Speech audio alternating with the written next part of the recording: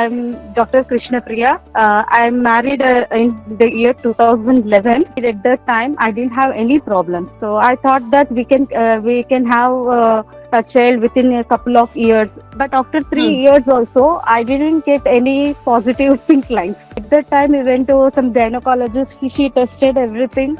HSG test, and she did all the tests, and she only told that me, so stress, you decrease your stress. I did everything, so even then I couldn't conceive, and later we go for IUI.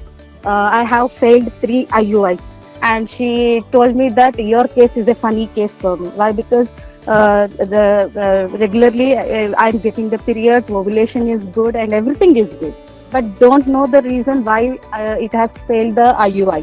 By the meantime, my health is also very much deteriorated. So then one day I found this Gynoveda in Facebook, joined the webinar, and I shared my health issues with Aarti ma'am. In the month of March, I started taking the medicines. So on May 19th or May 16th, I missed my period. So doubtfully, I checked for the pregnancy test. When I saw the 2 pink lines, I was shocked, and it took me nearly 1 week to digest that news. Doctors told me to take the bed rest. Why? Because mine is an elderly pregnancy. At the time of conceiving, my age is 37.